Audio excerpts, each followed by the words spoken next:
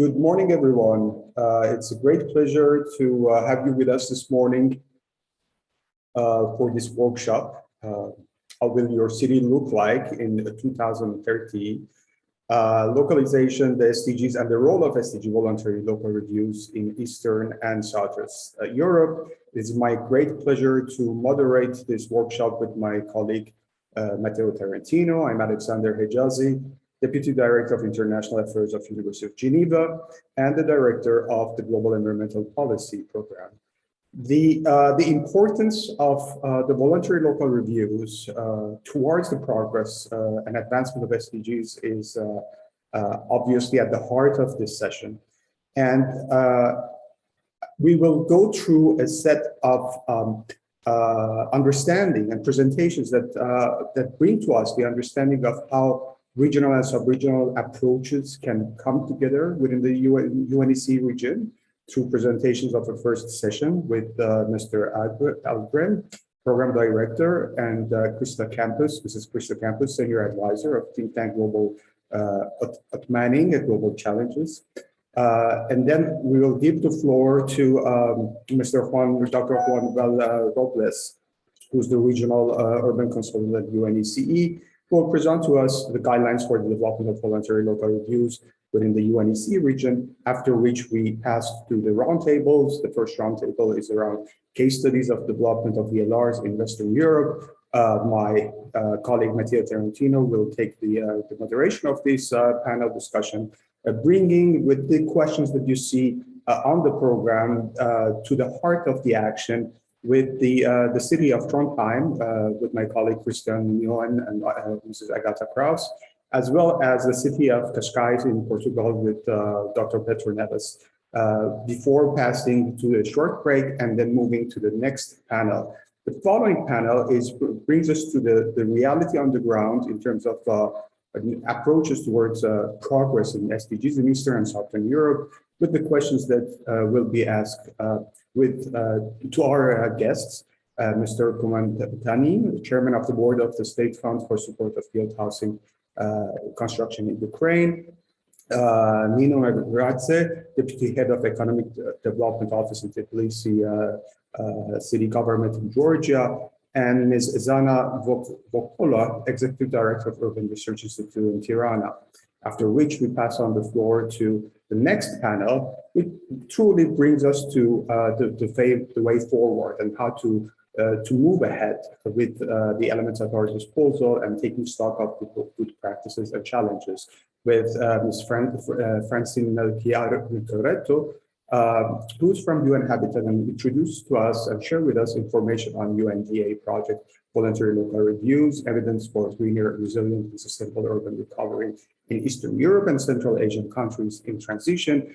And we wrapped this workshop with the insights that my colleague, Professor Spiro Polalis, Head of Softness Program at Harvard University, will share with us on the next steps and the way forward before concluding these remarks.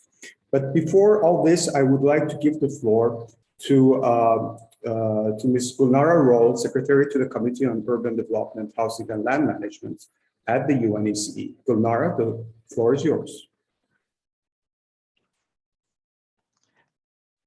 Thank you so much. Thank you so much, Alexander. I'm very happy to deliver opening remarks on behalf of Committee on Urban Development, Housing and Management Chair, Doris Andoni, who wasn't able today to attend, but sent her regards. So on behalf of Doris Andoni, I would like to welcome you to this workshop. And this workshop is very, very important. It starts really a series of events on volunteer local reviews.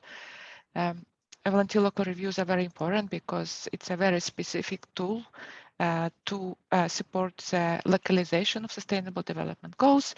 As a Committee on Urban Development of the UNECE was working for a long time on the urban issues, including on urban planning, on housing, on many different smart cities, on many different issues. But it came to the understanding that it is very important to involve the local authorities, the cities.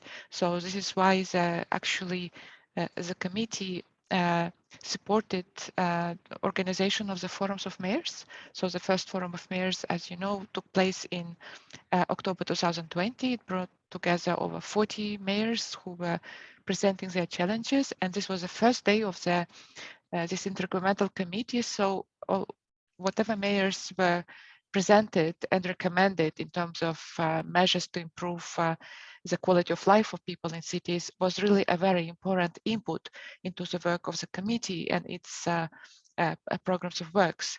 So we continued with this work, and the second forum of mayors will take place on the 4th and 5th of April on the coming year. It definitely again will discuss how the SDGs are being localized at the local level. Many cities, mostly in Western Europe, are doing their volunteer local reviews. Not yet as many, going more to the east of the UNECE region. So I think this workshop is very important to present the approaches which exist in a way at the Western side, because there is a very rich experience already in terms of tools and instruments are used. And it needs to be further disseminated, and we need to support the cities to develop that, because the VLRs really help to help cities to develop the strategic planning. Because in 2030, SDGs have to be achieved also at the city's level. So I think this VLRs is really very important instrument to do that. I'm very much looking to this first discussion today. We will have another workshop for the countries of the CIS on the 20th of December. We'll continue this work. There is an online training is going to be prepared. And I would like to use this opportunity to thank all our partners.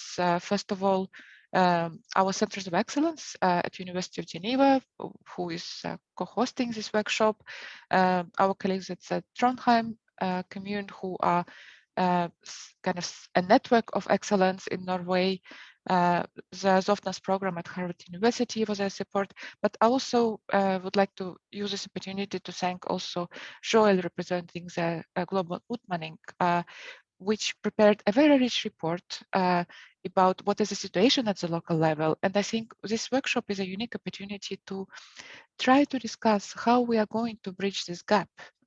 The gap between some of the UNECE star municipalities like Trondheim or Kpis, who really have done quite a lot in terms of localization of SDGs, who are, have very extensive, rich experience, and then, more going to the Eastern Europe. And I think this is what this very good report that Global Utmanning has prepared shows, that lack of capacity, lack of awareness.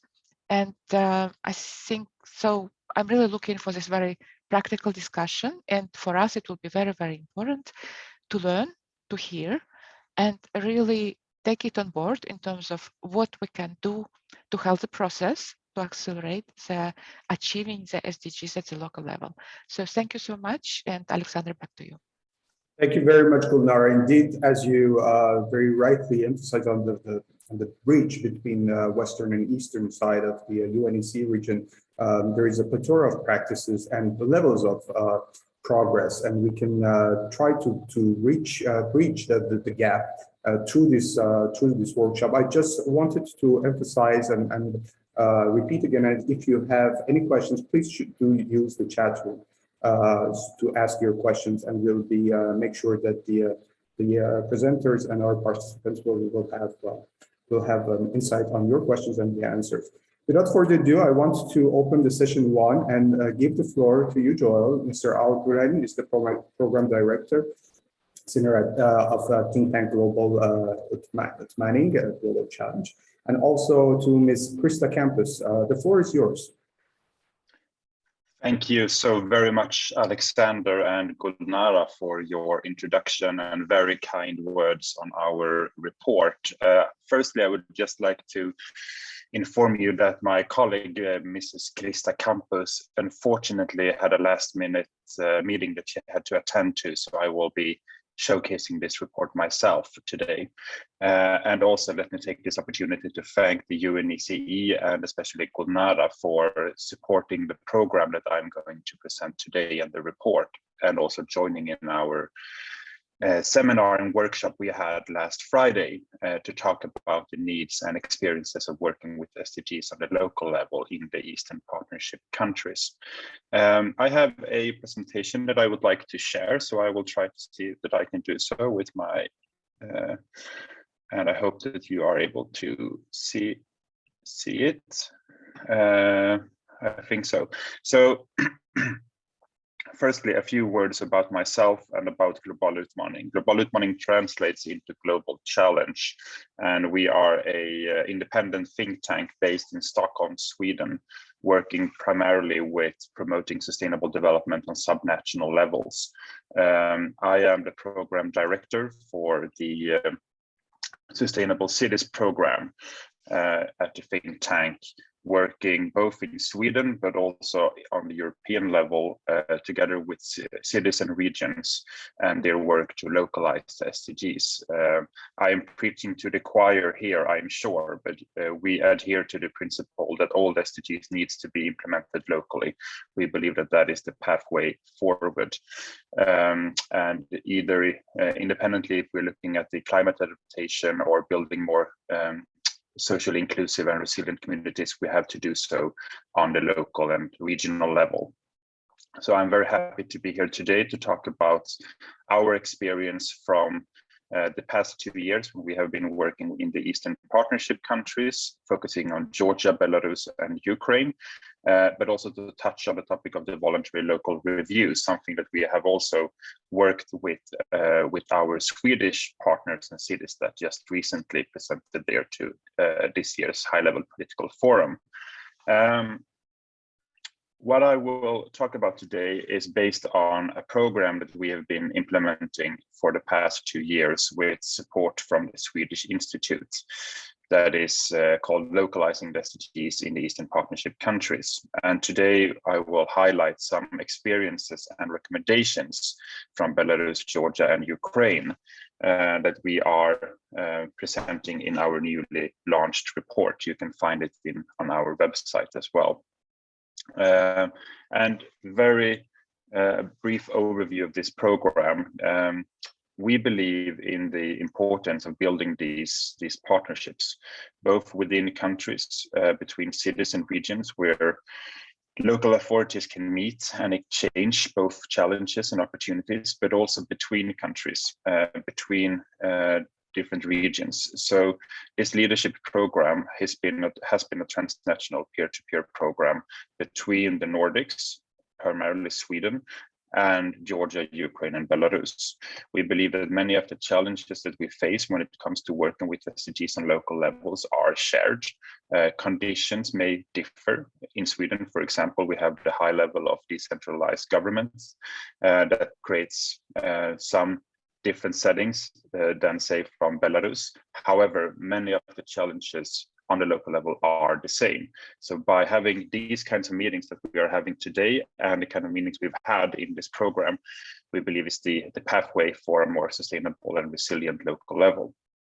And the main ambition with this program has been to strengthen the role of Eastern Partnership cities and regions to act as change leaders for the achievement of the 2030 agenda.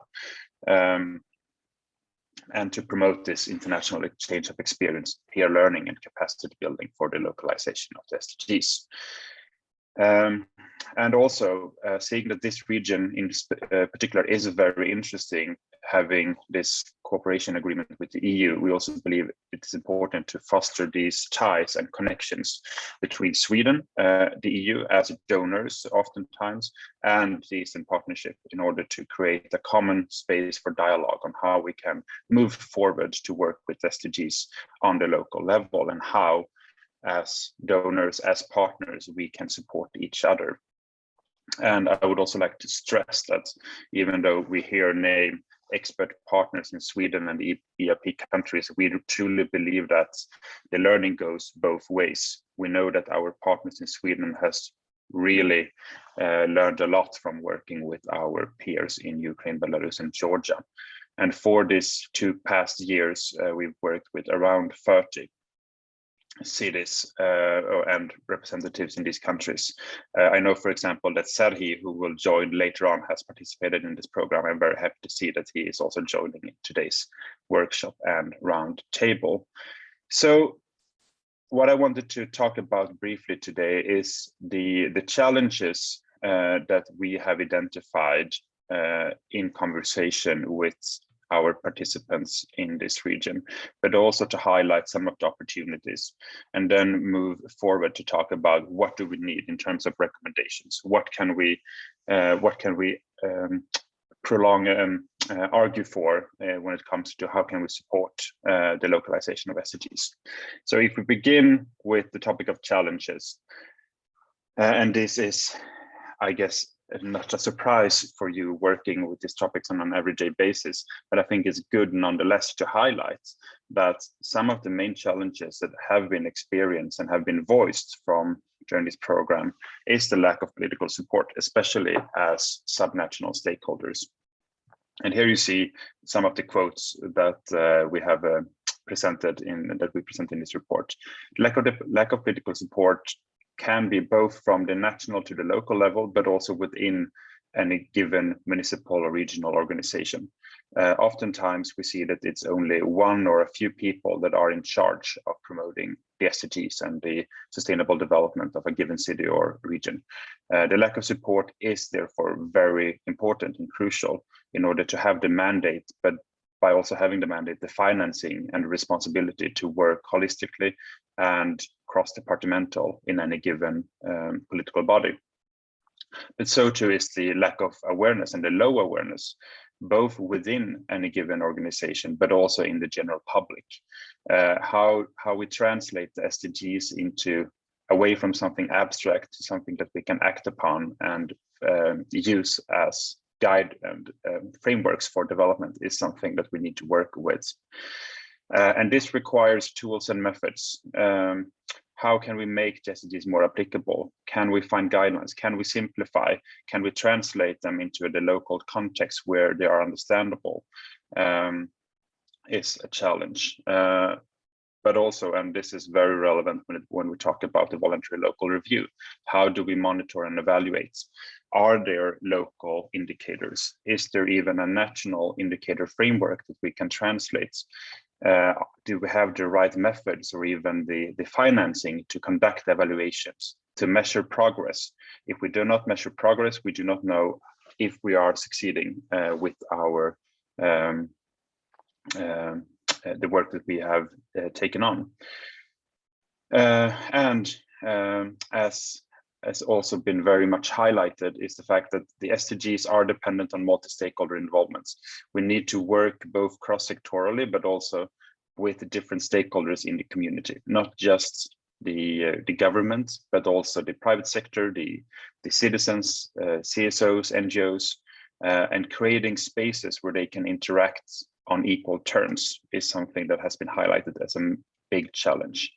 And this also comes to the topic of leave no one behind, the key word of the 2030 agenda, but that is so much echoed in the fact that we need to really have a human focus when working with SDGs in the local level. We need to address the different conditions that different societal groups have when working with these topics.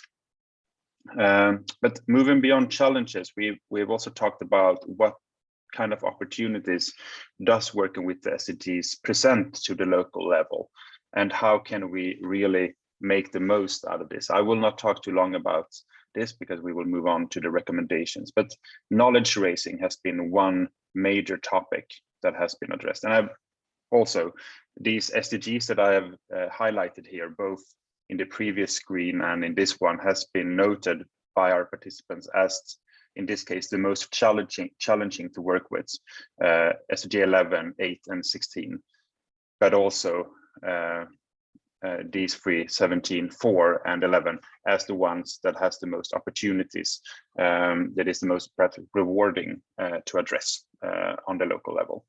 But this is just anecdotal based on our participants in this program, of course. Nevertheless, knowledge raising, education, and lifelong learning. has really been highlighted as a need and also as a precondition for the success of working with SDGs.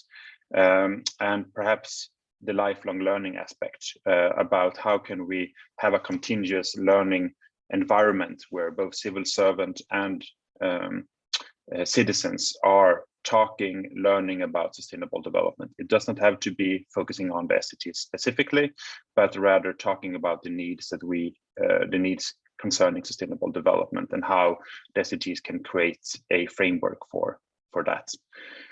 Joel, you have 1 more minute left. Okay, thank you. And multi-stakeholder engagement, as I said, working with the community as a whole, and perhaps most importantly, the SDG governance. How can we create a setting where these topics can be addressed holistically, cross-sectorially, where we have cross-departmental cooperation on the local level, and where the local level is designated responsibility for working with SDGs on. And just to sum up on the key recommendations that we would like to highlight: awareness raising, SDG governance, transnational cooperation in the sense that we need to learn from each other. A lot of cities and regions are facing the same challenges. We need to share experiences. And perhaps also important to highlight financing. And this was something that was touched upon in our seminar last week. How can we ensure that financing is reaching the local level, not just the national level? Are we able to design projects and financing schemes in such a way that they are reaching the subnational level and take projects from pilots phase to scaling phases? Municipalities in general are tired of having short-term pilot projects and are asking for long-term scaling initiative in order to walk the SDG talk. I will leave it at this and say that the next step from our side will be to focus on the VLR experiences and how we can use the VLR as a framework for local development to track progress and also to share experiences, because this is something where both Nordic, Baltic and ERP peers are seeking knowledge. This is something new for Swedish municipalities as it is for Eastern Partnership municipalities and cities. So I truly believe in the process of the VLR as a means forward. Thank you for having me today. Thank you very much, Joel. And indeed, the next step would be for all of us to learn more about VLRs, try to also take stock of the mapping that you did in terms of the challenges that are truly shared across the UNECE region, but also the opportunities such as knowledge building that will very well can benefit from what is going to be followed. Juan, please take the floor and introduce to us and share with us your insight on the guidelines for the development of VLRs. Thank you, Alexander. Can you see my screen? Yes. Okay, thank you. Thank you, Alexander. Thank you all for your previous presentation. During my presentation for the guidelines for the developed VLRs in the UNECE regions, I will repeat some of your ideas and challenges and opportunity that you already mentioned in your very good new flagship report for the localization of the SDGs. So my presentation is structured in 2 blocks. Firstly, in the introduction, I will give you an overview of the guidelines for the development of voluntary local reviews in the UNECE regions, and I will talk to you about applying evidence-based approach to develop of the VLRs, and I will introduce the 9 general principles that the guidelines provided. And secondly, I will explain to you the 4 phases of the VLR developed in the guidelines to develop the VLRs in the UNECE regions. So let's start with the guidelines. In the chat box, you can find a link with the full text of the guidelines for the VLRs in the UNECE regions. So at the 82nd session of the UNECE Committee of Urban Development, Housing and Land Management in October 21 in Geneva, the committee endorses the guidelines for the voluntary local reviews in the UNECE regions, developed in collaboration with all partners that already Mrs. Gulnara wrote mentioned in the welcoming remarks. These guidelines aim to support local and regional governments in the UNECE regions in promoting shared value creation for cities and other human settlements. The guidelines support the implementation of the Geneva Declaration of Mayors, agreed at the first UN Forum of Mayors in October 2020 in Geneva. The mayors who attended the forum committed themselves to overcoming the crisis caused by the COVID-19 pandemic. These guidelines further build on the UNECE and UN Habitat guidelines on evidence-based policy and decision-making for sustainable housing and urban development. This aims to assist cities in implementing evidence-based approaches at the local level. The process includes the disaggregation of data with the aim of leaving no one behind. These VLRs guidelines build on knowledge gaining in applying the UNECE and I2 key performance indicators for the smart sustainable cities to the analysis of sustainability and the smartness of cities and the preparation of a smart sustainable city profiles. The smart sustainable city profiles were developed by UNECE using the Kpis for the smart sustainability cities during the 2019 and 2021 for the cities of Korodno in Belarus, Tbilisi in Georgia, Nur-Sultan, Kazakhstan, Bishkek in Kyrgyzstan, Podgorica in Montenegro, and 5 cities in Norway. Let me continue with the 9 general principles of the guidelines of the VLRs in the UNECE regions. The first one, develop practical action-oriented planning documents well integrated with local or regional government planning and financing systems. This will further support local and regional authorities in aligning their program budget with SDGs, recovery better from the pandemic, and promoting urban resilience. Second, include both long-term strategies and short-term plans for cities and regions to address key challenges in achieving SDGs and promoting urban resilience.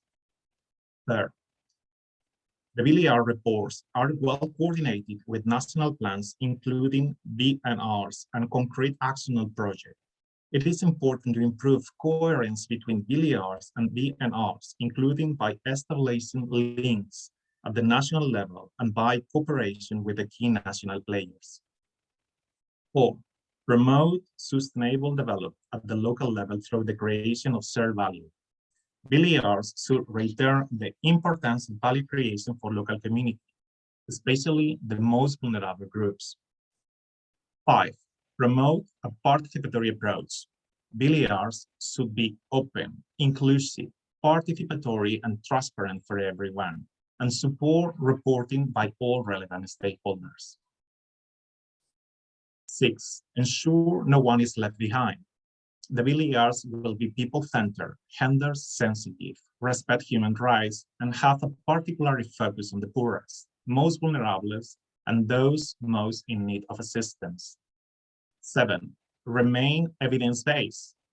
The process of developing VLRs should focus on evidence-based approach, including the use of quantifiable indicators which allow progress review in achieving SDGs and building urban resilience. 8. Remain flexible and adaptable in response to COVID-19 pandemic emergency, recovery plans at regional and local levels. And 9. Maintain a strong focus on mobilizing financial resource for the implementing of VLR recommendation. Local and regional governments should explore innovative financial mechanisms to expand their budget and scale up or replicate projects and programs. In the second block of my presentation, I'm going to explain to you the full phases of the VLRs developed in the UNECE regions. The phase 1 is collection of information and data with the methodology of UNECE and I2 Kpis for the smart sustainability cities. The phase 2, assessment of the data and review of the achievement the SDG through participatory approach. Phase 3, formulating proposals for sustainable solution based on recommendation of the city performance assessment. And the last one, phase 4, local action and projects and innovative financing. The phase 1, collection of information and data. There is a need to collect evidence on urban challenges. As I mentioned in my previous slides, these guidelines aim to support the government's efforts to improve evidence policy making on sustainable urban development and housing. Access to reliable data on cities and human settlements is one of the most critical challenges to developing Dlrs in the UNECE regions and globally. To support cities in their efforts to collect data and develop evidence-based policy, UNECE and IT elaborate Kpis for small sustainable cities as a public access free of charge standard in 2015. The Kpis were endorsed by UNECE Committee on Urban Development, Housing and Land Management in 2016 and were further amended to take into account SDGs in 2017. The Phase 2 Preparedness Assessment. Participation and inclusion are not only relevant for reviewing data, but also to create qualitative data. Raising awareness, ownership of SDGs, strengthening the social contract, and bringing minorities and vulnerable groups into the decision-making process. Phase 2, therefore, consists of a structured assessment of the data collected in Phase 1 on how SDGs are to use the data to formulate recommendations for sustainable development. VLR assessment of achieving SDG should form the foundation of COVID-19 recovery plans. Assessment of COVID-19 recovery portfolio projects should be integrated into wider-reaching financial and economic strategies. Assessment should further consider financial vulnerabilities for individual, businesses, and subnational governments in light of their risk-bearing capacities. Multi-level governance and the multi-stakeholder approach form the final crucial aspect in making accurate and contextualized decisions to develop VLRs. And the Phase 3, opportunities for sustainable solution. Based on the analysis and the recommendation of the city performance assessment, proposal for projects and activities need to be formulated. During this stage, it is important to develop a clear institutional structure for the development and implementation of the VLR recommendation. The engagement of multiple stakeholders and community groups is crucial for localizing sustainable solution opportunities, which focus on value creation. VLRs should therefore emphasize action-oriented objectives and value creation in local communities. VLRs enable sub-regional and local governments to become aware of local community needs and include them in local policymaking and action plans. The stakeholder engagement is a crucial part of the VLR process to understand the challenges and opportunities of local communities and businesses. And the last one, the Phase 4, local action and projects. VLRs should devise tangible solutions to address the 2030 agenda. Subnational and local governments are significantly affected by the multidimensional impacts of the COVID-19 pandemic. Local governments are the local communities' front line. They understand the socioeconomic damage to the city brought on by the pandemic. The VLRs is a framework with a long-term vision to provide local action and specific emergency projects to build back better in the wake of the COVID-19 pandemic. Financial mechanisms are vital to this. So regional and local government need financial and human resources to achieve VLR local action and projects for sustainable development. Cities and the municipalities need efficient financial tools to define objectives and monitor indicators. I'm going to stop here. As I already mentioned, you can find in the chat box the link for the guidelines for the development of the VLRs in the UNECE regions. Back to you, Alexander. Thank you very much, Juan, for this very rich and complete presentation of the guidelines. I just want to see if there's any questions from the floor. If there is no question, I would like to yes, Agata, please. Thank you. Thank you, Juan, for the presentation. Thank you for giving me the floor. First of all, congratulations on the presentation. And I do have a question. How do you think your proposed approach translates into practice? I mean, what would be, in your view, the consequences when it comes to resource needs, the timeline? So translating it into practice, what do you think that would mean for the municipality? So yeah, that's my question. So resources and timeline. Yeah, thank you, Agatha. Well, as already I mentioned it in my presentation, and also Joel refers in his presentation, there are many challenges and gaps between the local resource and the voluntary local reviews.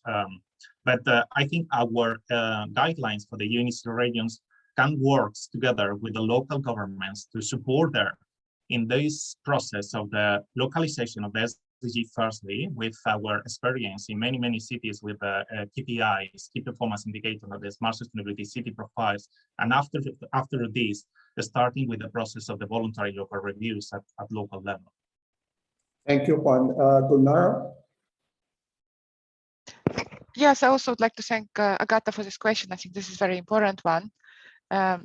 Indeed, I would like also to refer to this experience now in cities where we did the smart sustainable city profiles, starting from Gorist, Voznesensk, Nur-Sultan, Bishkek, where indeed we did require additional financial support for the preparation of it. So, but I think that in order to make it the development of the VLR sustainable, the key issue is that it shouldn't be a separate document, right? It should be really part of the planning and decision making on the municipality and building on its political commitment.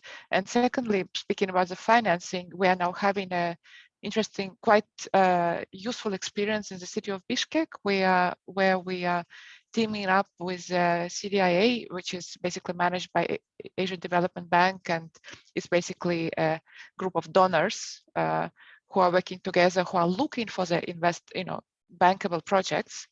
And this really also helps us. So I think definitely where usually the gap was, especially working in the countries with economies in transition, in this kind of projects, was to move from a policy recommendation, for instance, smart sustainable city profile, or now volunteer local review, will have very specific policy recommendations. So how to move from this policy recommendation to a bankable project, we usually had difficulties to bridge that gap. And I think this example that we're having now in Bishkek, which will be moving also to other cities, is really having this kind of pre-financing facility, working together like in dialogue with IFIs. I think very much what Pedro was teaching us. He was preaching for this. And I think we eventually came to the situation where doing that in practice. And we hope to replicate. And also we use the opportunity, Agatha and Christian, for your very valuable experience of how you do that, and very much looking also to hear from your experience as well. So which also speaks a lot about the SDG budgeting. And I agree with you, like the way forward, we should speak more about the existing financing instruments, what kind of work, but we know that they cannot be prescriptive. They will be very different in Norway from what will be situation in Tbilisi or Tirana. So, and we really hope to hear more, maybe also from colleagues from those cities as well. Thank you very much, Gulnara. Because time is short, I just want to share two questions from the floor that maybe, Joel, you can maybe expand and develop your arguments around this. Are local actors empowered to participate in the SDG VLR process? And more generally, you presented that this bottom-up approach, this grassroots approach towards SDG progress. How do you think that this can benefit from the VLRs, the guidelines that Juan shared with us? Thank you. Thank you so much. I think actually what we have seen, not just in the Eastern Partnership, but in the Baltics and in the Nordic, is that the SDGs in general is creating a high level of engagement among citizens, among youths, among groups in society that otherwise wouldn't be involved in decision making. It creates an option for them to take a stance and take a role. It is a framework that can guide these engagements. However, there has to be some recipients, somebody that can receive these inputs, a local government that can be the recipient of the input from citizens, this bottom-up approach. And here I think the VLR is actually something that has a great number of opportunities.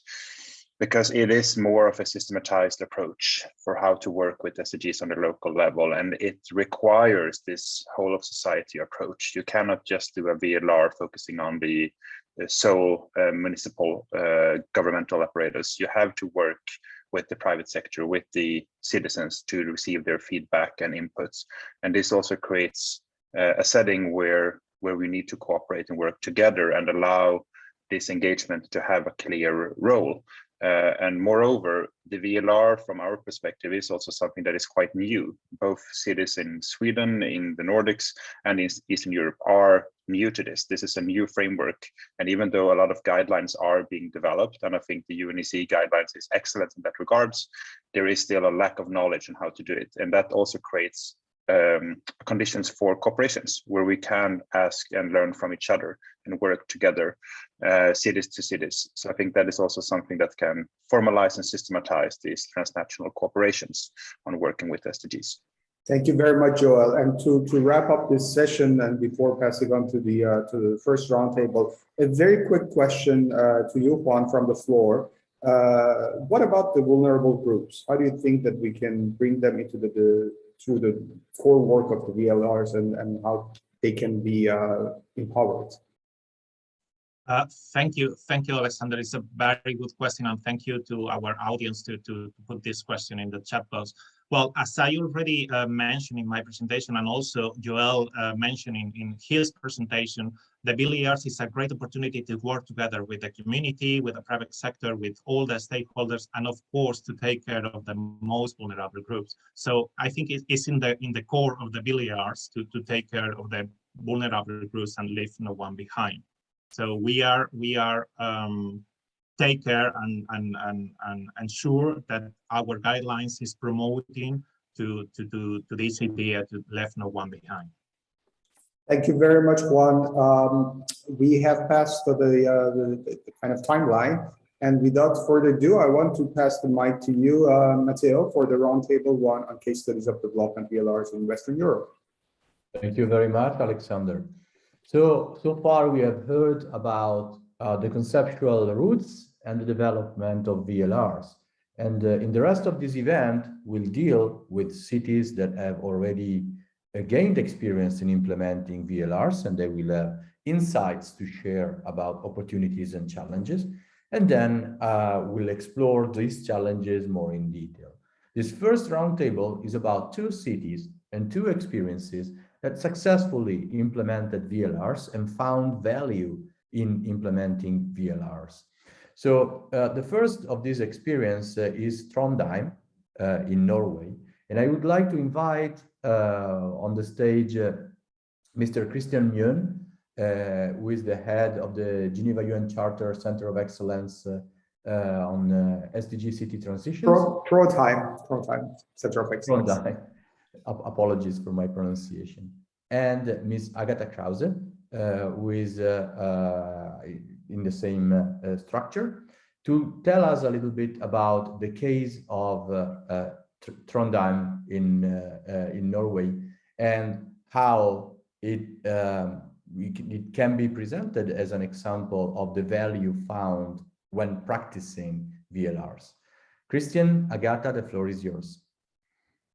Thank you, Matteo. I'll kick it off for a couple of minutes and then I'll hand it over to Agatha for the remainder. I've tried to structure my input around the questions provided. So the questions pertain to objectives, to cooperation with national governments, as well as the need for support. I think the speakers so far have kind of pretty much echoed our own findings. So we kicked off with Joel and Global Utmaning, who pointed out how important it is for the cities to tackle the questions pertaining to SDG 8 in particular. And of course, in Juan's presentation, we see what I think is the most prominent shift in these guidelines compared to other guidelines, which is a strong emphasis on opportunities for sustainable value creation.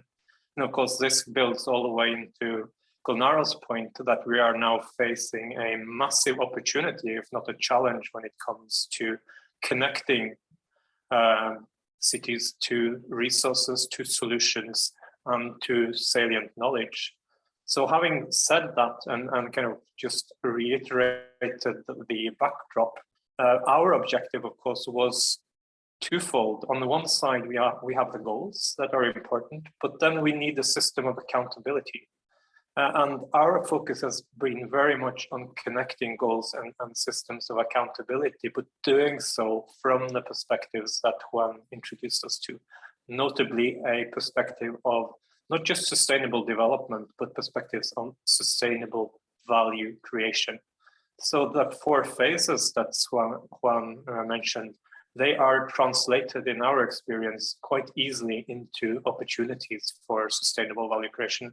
And these will be cross-cutting through these 3 questions when we try to capture some of the learnings from Trondheim. And Agata will say a bit more about this cross-cutting capacity of sustainable value creation. Of course, the second question, when we kind of establish the goals as connecting goals and accountability from a perspective of sustainable value creation, then the cooperation with the government, in our case, has been very much the question of how do we do this evidence-based?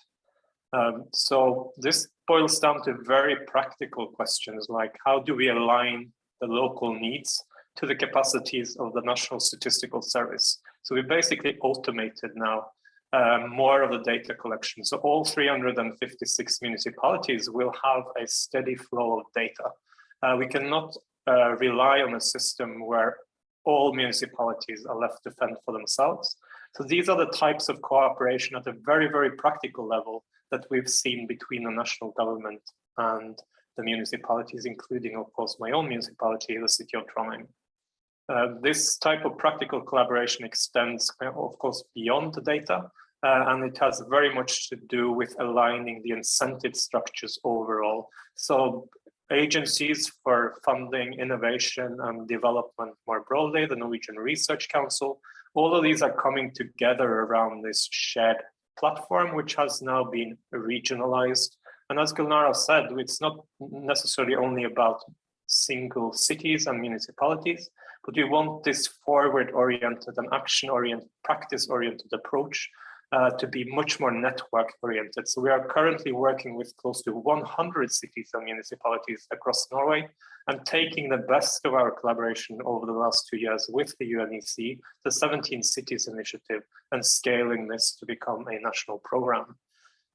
The third question having to do with the kinds of support that the cities need. I think basically it boils down to, on the back of these data, an opportunity to make sure that all the information out there in terms of knowledge, solutions, and funding opportunities are tied back into the municipalities. Most municipalities do not have the capacity or the foresight capabilities to orient themselves in this massive landscape of opportunities. So a big part of what we're doing is making sure we create some kind of pull structure where, using the evidence-based approach, connecting back to the systems of accountability and goals, we begin to showcase, especially towards the private sector, what are the needs for innovation? What are the needs for solutions? What are the needs for investments?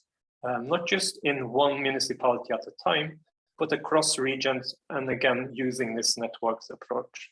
So it's very much about supporting that shift, again, presented quite eloquently by Juan, where sustainable development is translated into opportunities for sustainable value creation, targeting specifically, as was mentioned by Global Utmaning, SDG 8, and opportunities for sustainable growth and decent work, opportunities for local communities, not just to tap into the goals generally, but also basically create jobs and mobilize local assets in the process. And I think this cross-cutting approach that Agata will give us kind of more insight into now has been very much directing our work on reporting in VLRs, but doing so not just as an exercise of reporting, but as an integrated part of developing the municipality's overall operating systems. Over to you, Agata. Thank you very much, Christian. So I hope that you understood by now our approach to developing VLRs resting on the concept of sustainable value creation. It is indeed the extension of UNECE guidelines on voluntary local reviews, and we also developed sustainable value creation-led VLR guidelines. So shall you want to hear about that more, please don't hesitate to leave me your email address on the chat, and I'm going to walk you through that. So just to recap some of the key messages. First of all, sustainable value creation-led approach to VLRs. It's geared towards opportunities to add value, to accelerate progress towards SDGs based on best available data that leverage socio-technological innovation, innovative finance, and that support ecosystem development. So we have this broad perspective. Our VLR is forward-looking, actionable, and oriented at value creation. We really have future perspective in mind. We are reflecting on the past only to the extent that it allows us to build the ground for the future. Many existing VLRs indeed focus on taking stock of what has city done for SDGs. And in fact, it's a lot, because cities have been working on sustainable development since a couple of decades. And we think that it's important to really tailor and narrow down the focus of the VLR towards future opportunities, towards what can be done better in the future and with what effect, and what is the actual potential to generate the greatest value and returns. So that is on the broad note. In terms of the effects, it's important to note that for us, it was a reflective process, reflected on our own readiness and on our own maturity through developing VLR. We also reflected on the ecosystem development. So to which extent our collaborators, supporters, and other stakeholders in the field are supporting development objectives of Trondheim. Obviously, it has developing VLR in Trondheim has played an important role in reinforcing SDG implementation at the local level. But as I said, this reflection on maturity of ecosystems while creating and pointing to where the potential for the greatest return is, the returns for the society, for the economic environment, but also for the investor, has been the key element of our VLR and our sustainable value creation-led approach to VLR. I think Christian sufficiently maybe covered our collaboration with stakeholders at the national level in terms of data production. So indeed, for us, it's very important to create a common language, common understanding, and shared data that can be also compared across the location to develop VLRs. Because in a sense, we can really upscale our efforts in improving progress towards SDGs only when we have the common shared understanding, language, and reference points across the location. So I think having this ecosystem of data producers and users that's been developed in Norway in relation to key performance indicators for smart sustainable cities has been a huge success of the whole process. And it comes down to indeed integrating the voluntary local review, voluntary national review development together with subnational regional, for instance, review that was developed in Norway as well. So data sets the ground for this integration of local, regional, and national in Norway. In terms of what support cities need for the development of VLRs, we suggest that cities should look for support within their ecosystem. They should really be oriented at developing VLRs in co-creative manner, which means that it is indeed that the stakeholders in the ecosystem, our partners, institutions across the sectors, have considerable knowledge, ideas, and also resources that allow to develop VLRs, but also accelerate progress and act on the recommendations towards VLRs. So the guidelines can come from within the city's ecosystem. So I think this is a very interesting observation.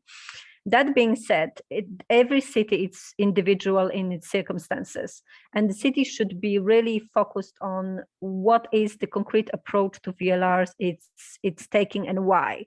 The city should be focused on having very narrowed down objective of the VLR, because it can be very time and resource consuming process. And having the concrete objective in mind, as it was for us, map the opportunities in the future the opportunities which we can act on from 2021 onwards allowed us to really create and source ideas and knowledge that we need to. Accordingly, shall other cities have similar type of objectives, it should be seeking guidelines, materials, and peer-to-peer learning opportunities that are corresponding to its own very unique objective of developing VLR. So I hope I added some practical elements to the discussion, and please don't hesitate to contact me. I will leave my email address in the chat. Thank you. Thank you, Agata, and thank you, Christian. You raised 4 key points that I believe will be expanded upon in subsequent presentation and roundtable. Number 1, I think your indication of a value-oriented, of course, sustainable value-oriented creation process is a precious overall direction to drive VLR. Second, you put an emphasis on data sharing, which I believe we'll come back to, and on the need to integrate the different scales and levels for these frameworks to really work and produce value overall. I particularly found interesting your notion of remaining inside each city ecosystem. We don't have maybe the space here, but it would be very worthwhile to discuss what it means to help a city ecosystem grow in a way that then can be leveraged in this by these frameworks. And finally, the importance and notion of scalable approaches where different scales speak to each other and produce value for each other. So thank you very much. Very, very precious experience. And now we'll hear from Mr. Pedro Neves, CEO of Global Solutions, about another case of Kpis in Portugal, which also speaks very well with the national situation of the country, or at least as insights on this relationship. Pedro, the floor is yours. Thank you. Thank you, Matteo and Alex and Gulnara and all of you. It's a pleasure to share with you our experience. I think going to the 3 questions that you asked, the point number 1 and most important is to have the mayors declaring a vision for 2030. Where does Cascais wants to be in 2030? And this vision is essential.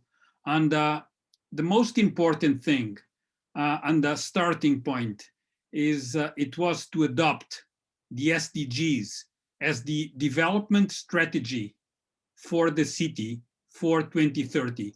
And what is very interesting is that this was approved by all members. So different parties all voted in favor of adopting the SDGs as the development policy of Cascais. Once we had this top-down direction, we could start working bottom-up.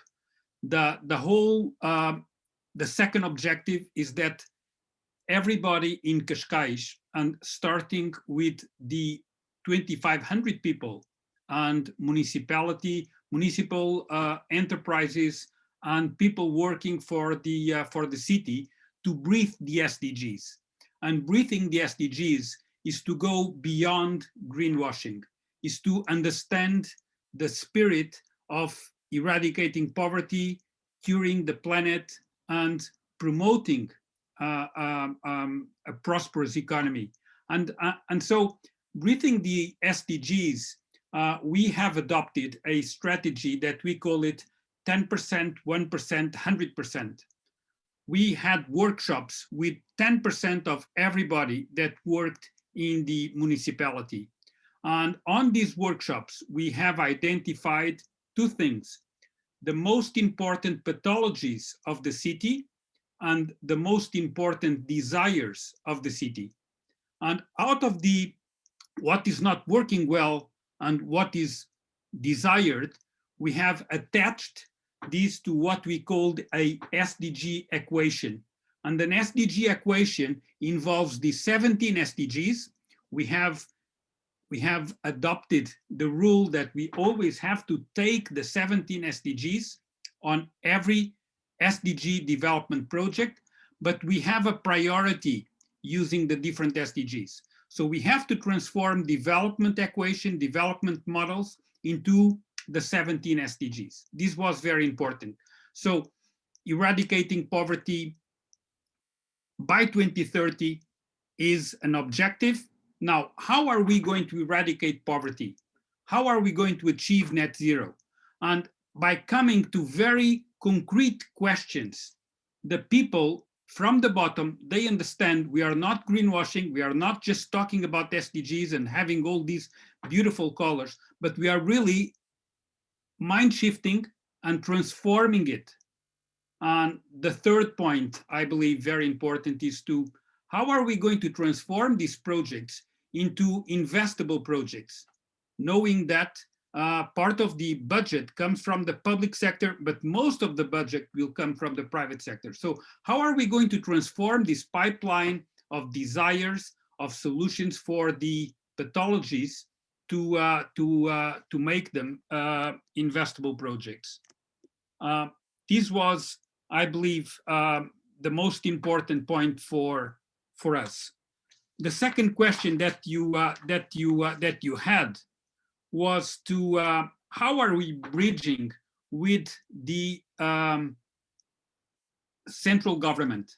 And I have multiple hats. So this is a consultant hat, and now as a researcher at the Catholic University in Portugal, we have data from all 308 municipalities in Portugal. And we have adopted the data and we have organized the data with the Bureau of National Statistics to be able to provide SDG information to every municipality in Portugal. So today we have the possibility of informing all municipalities in Portugal on where they are in terms of SDGs. So what are we doing today?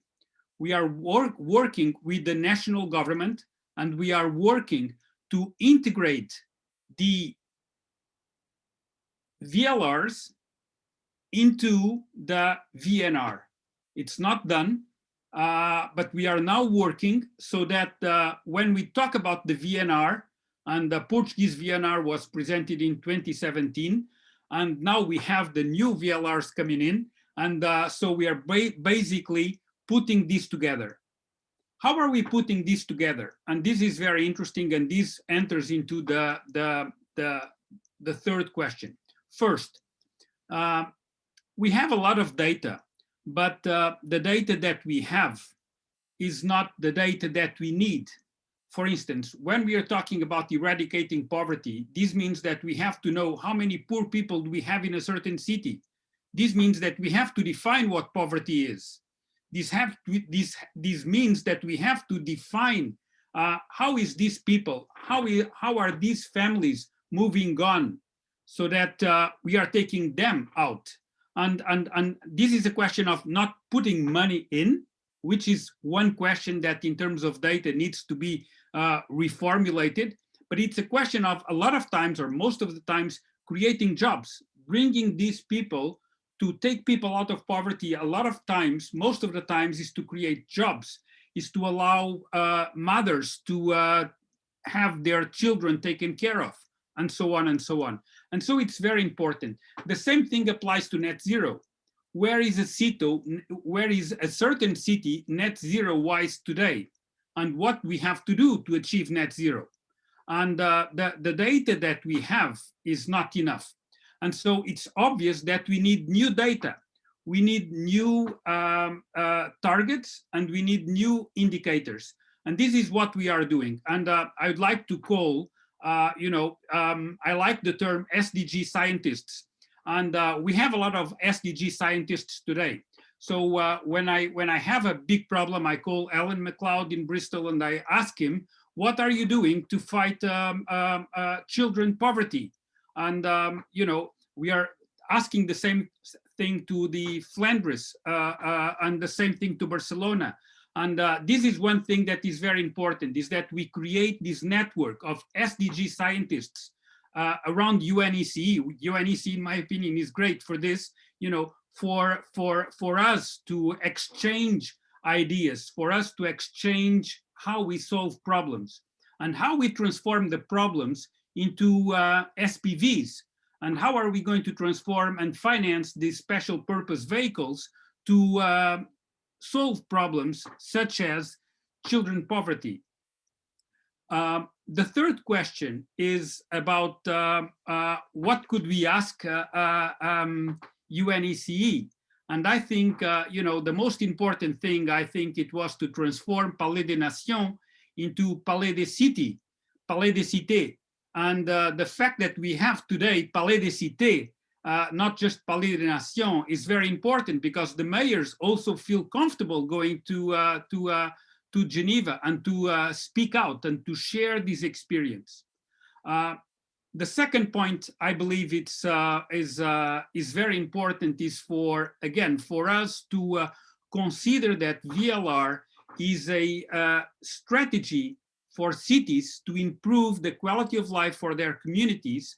And we are talking about disciplines that come from the social sciences, exact sciences, natural sciences, and we have a new breed of knowledge. And we need new people to exchange ideas, to share, and even to organize this. So we now have 3 specific questions that we are researching, and we are willing to share our knowledge, but we are also willing, very much willing, to learn from others, which is again, how do you measure poverty, and what concrete projects do you have to make sure that you're going to eradicate poverty by 2030 in your city? Same thing for net zero.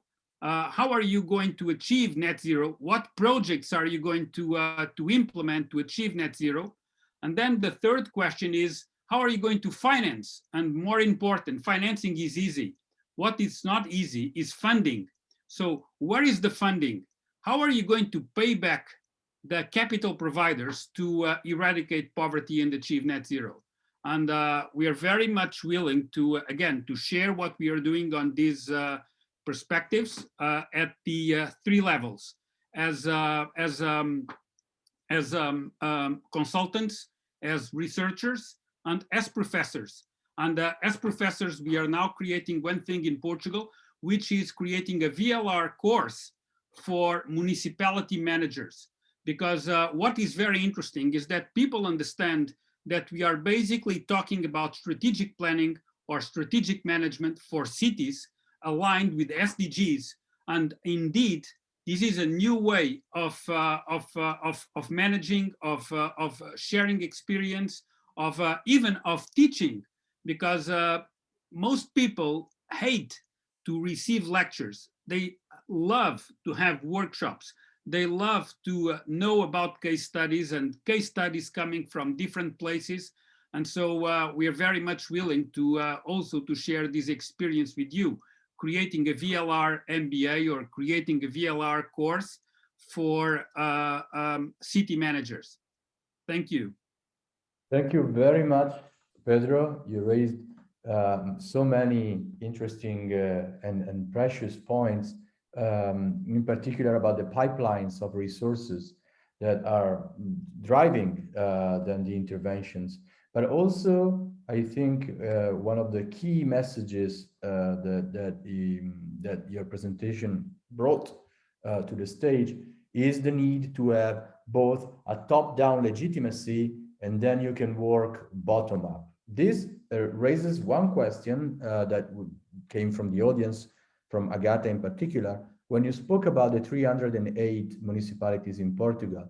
And the question is whether the data is compatible and comparable, and how did you manage to get 308 municipalities to report things in the same way so that you could aggregate the data afterwards?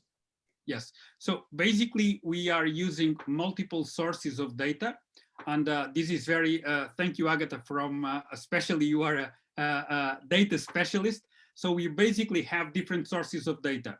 Data coming from, for instance, from UNSD, data coming from OECD, data coming from the national statistics in Portugal, and also data developed by the Catholic University. Now, this allows us to have comparable data to all 380 municipalities. But what's important, and this is something that we have discussed and we keep discussing here, is that VLR is to go beyond data that is collected to everyone.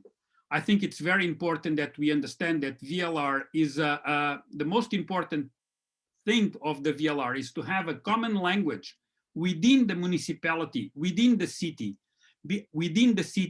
within the people that work for the city, but also between the people that work for the city and all stakeholders, the academy, the civil society, the entrepreneurs. And so it's very important that the VLR on one hand has a backbone that is comparable to all other 380 municipalities, but we are now creating what we call the VLR Plus. Indeed, the 380, we are not calling that VLRs, okay? We are calling that municipal indicators, but it's not a VLR, okay? We are now calling we are now developing a what we call the municipal KPIs Plus, and the municipal KPIs Plus is adjusted to each city. For instance, in the case of Cascais, people realized, and this was very important, this was a very important learn from the city of Los Angeles. Los Angeles defined first that the 17 goals we cannot touch, but the 169 targets we can add some targets and take some targets out. And so in the case of Cascais, for instance, we consider that in the goal 3, health, there was not enough indicators about sports. And so we have added targets for sports. All other cities do not have this target. We are now sharing this target with other cities. And if other cities wish to use a new target, then we can use a target defined for a certain city for other cities. But this is not mandatory. The same happens with indicators. So the whole point is to have goals, targets, indicators. And once we have a target, we have to define an indicator, and we have to make sure that we have the data to inform and give feedback for this target. Thank you very much, Pedro. I think we could organize 6 other workshops on this topic of data comparability. Thank you for your precious insights. We do have another question in the chat about conflicts, and I would like Agata and Christian maybe to take the floor for 1 or 2 minutes about how conflicting and contentious issues are resolved among multi-stakeholder partners in the case of Norway, of the VLRs for Trondheim. Well, I mean, if I take the floor first and then Agata can maybe complement with additional information, I think part of the success of building a Norwegian network of excellence approach to not just to VLRs, but to SDG implementation more generally has been the existence finally of a globally recognized UN-backed set of KPIs, which are the smart cities KPIs, right? We will not have seen such a rapid creation of a large network of cities without this as a starting point. That does by no means suggest that the KPIs are perfect or that they cover everything, but it's been really important that we have this shared point of reference when it comes to the conversation about potential and progress.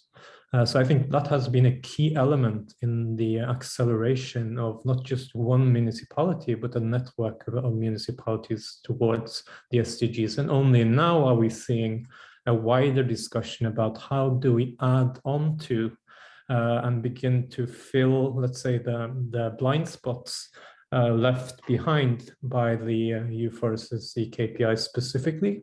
And this is why we also, in collaboration with national government, Statistics Norway, the Association of Local and Regional Governments, have developed the first version of what we refer to as a taxonomy, which basically is a navigation tool to afford municipalities the capacity to navigate this space of emerging KPIs.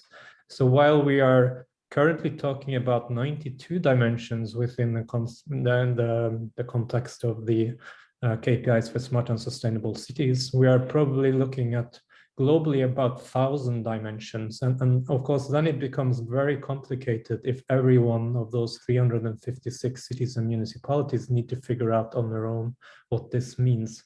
So this research is also public available, open source. Anyone who wants to build on this research can, of course, again, if you want, reach out to Agatha, since she already put her email in the chat.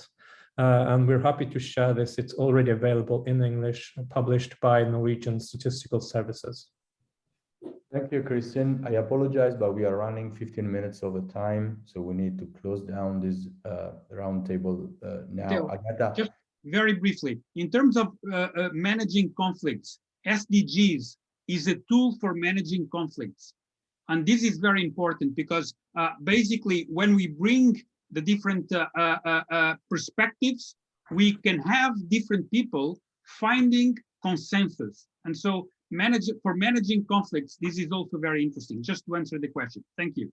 Thank you so much, Pedro. Agatha, do you want to add?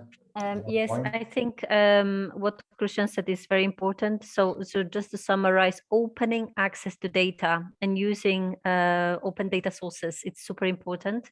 So shall you not have this opportunity to create discussion, then you're losing opportunities relating to actually acting on VLRs and improving progress towards SDGs. So indeed, opening access to data is the basis as per development of VLRs and implementation of the findings. Yeah. Thank you so much.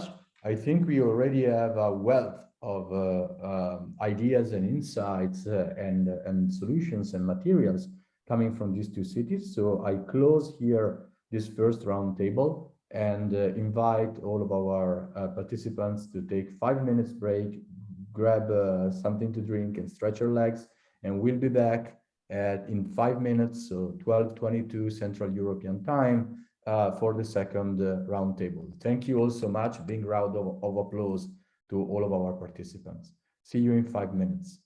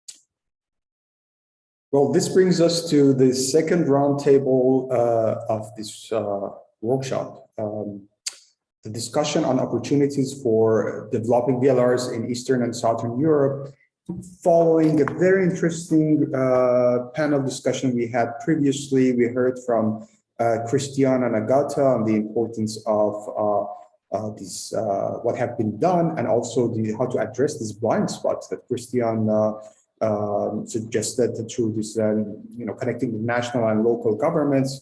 And these new tools to navigate through these emerging KPIs. But we also heard from Pedro the importance of the new goals, such as net zero, the new targets, and the importance of expanding these targets and adapt them to the reality on the ground.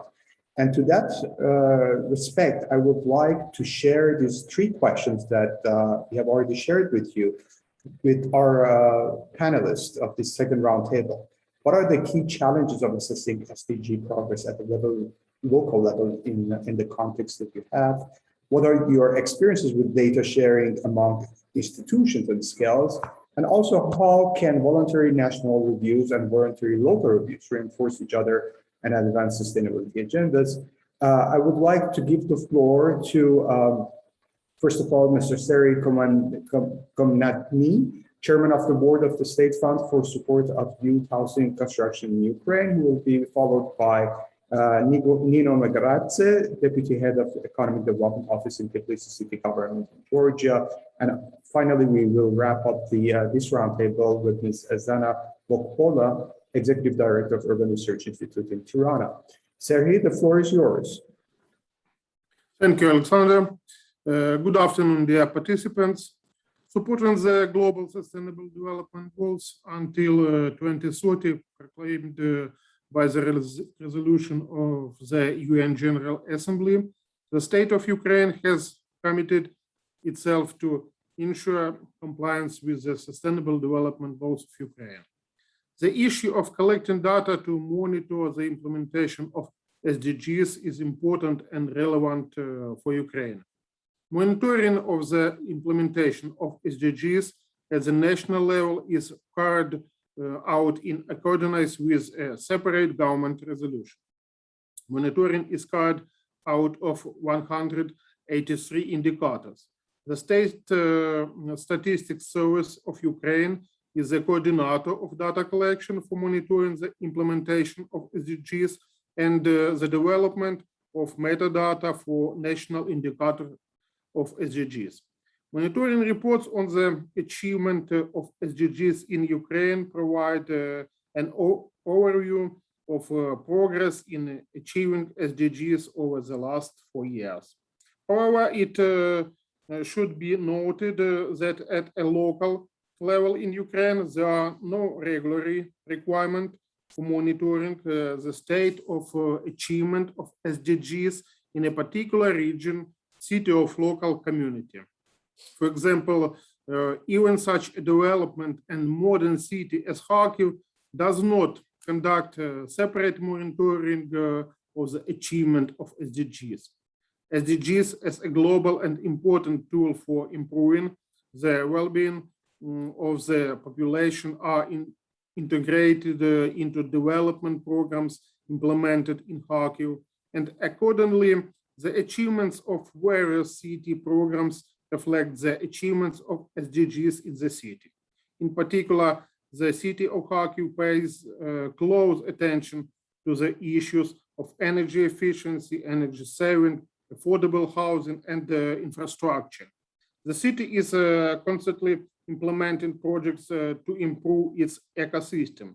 In particular, it's planned to implement a project under which all park areas of the city will be combined into one system.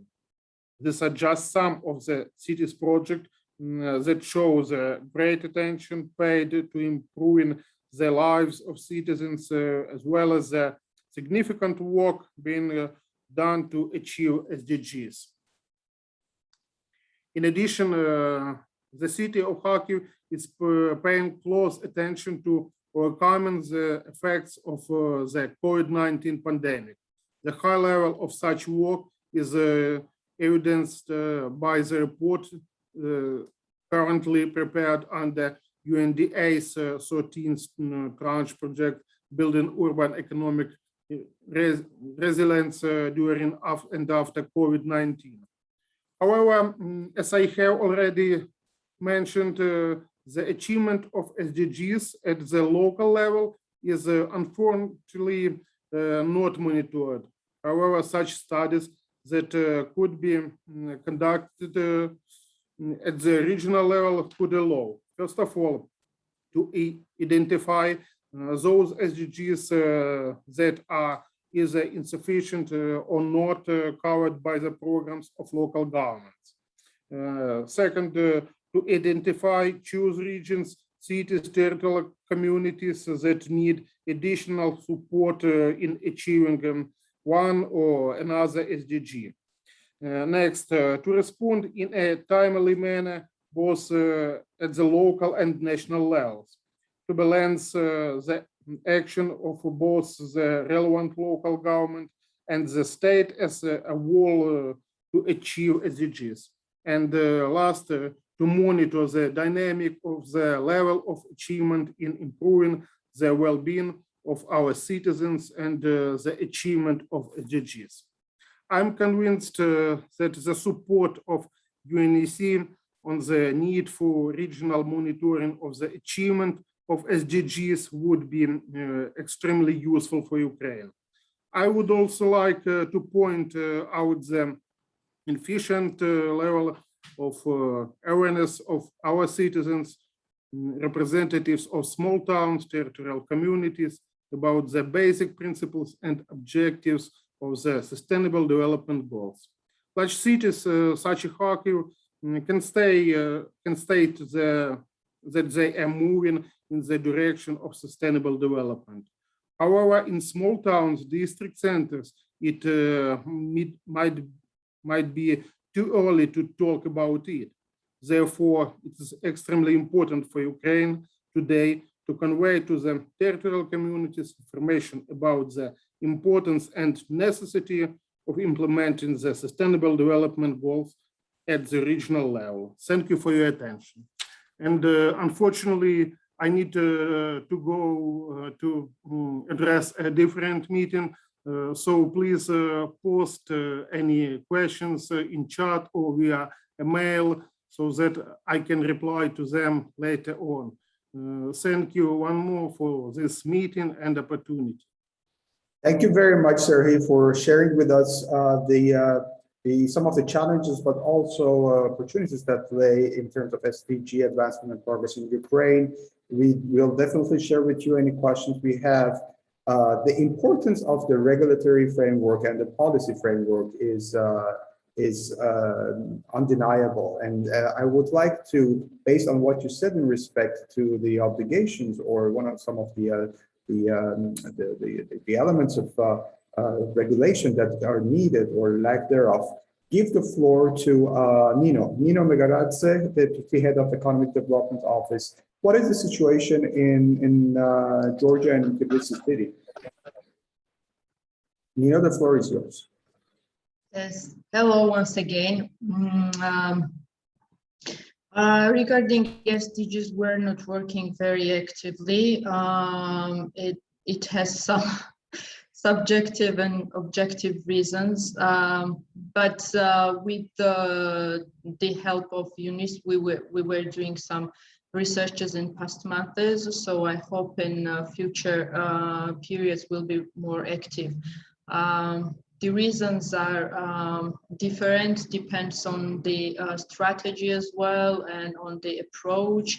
COVID was also one of the main reasons because the local government was more or less concentrated on solution of local economic problems, and yeah, that's it regarding SDGs.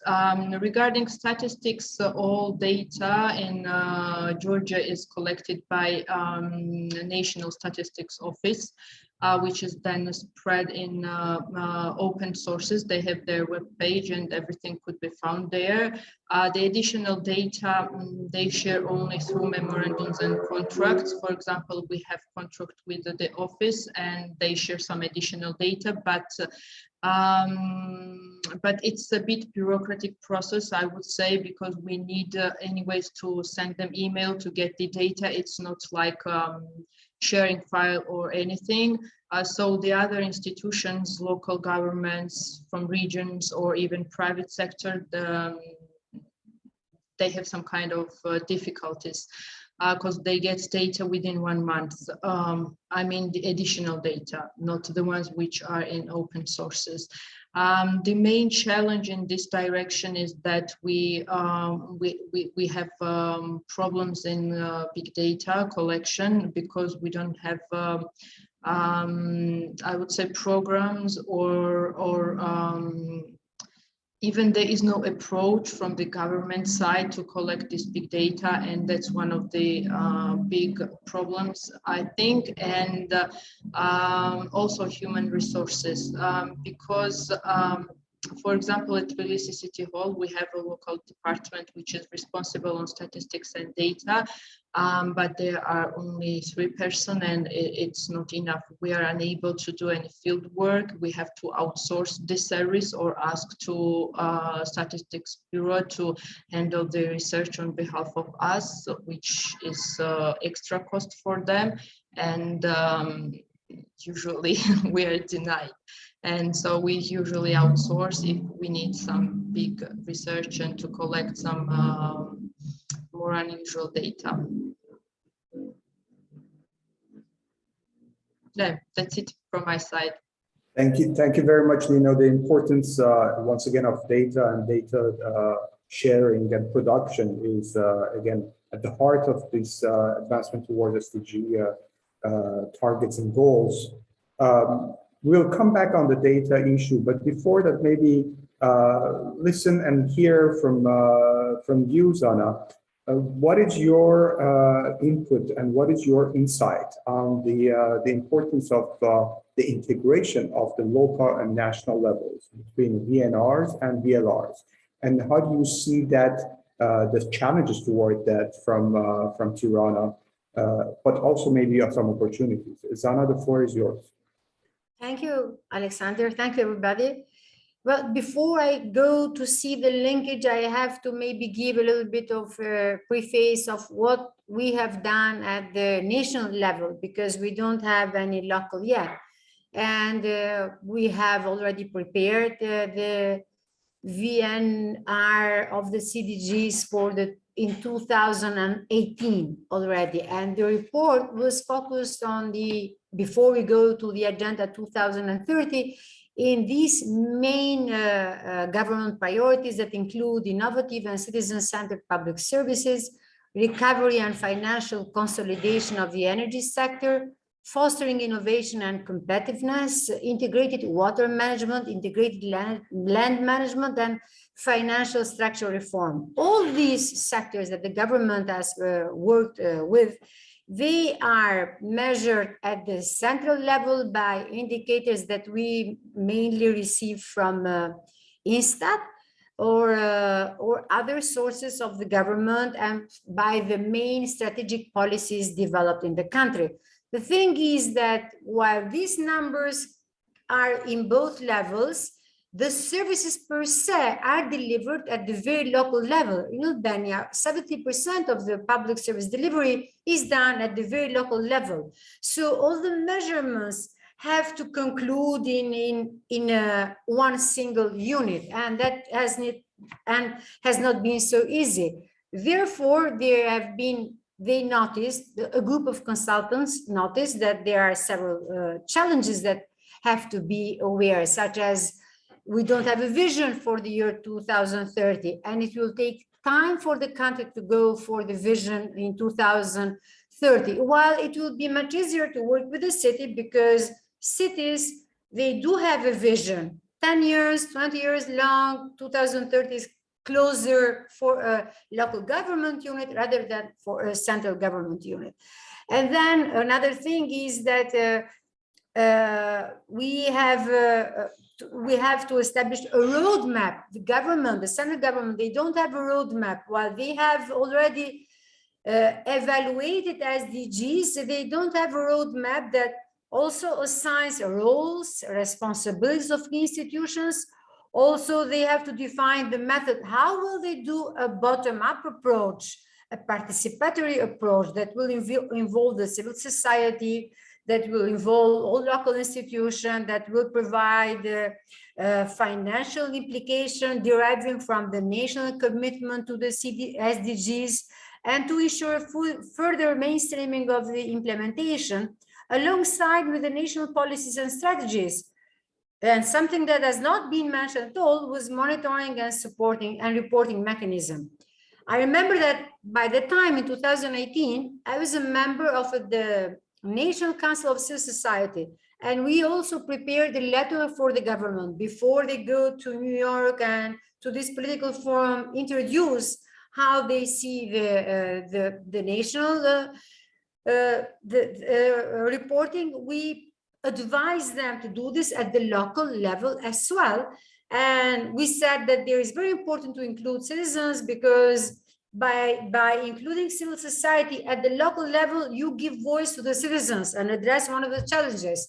You also serve with the citizens at the local level as agents of accountability. We also act with municipalities as they are public service delivery providers.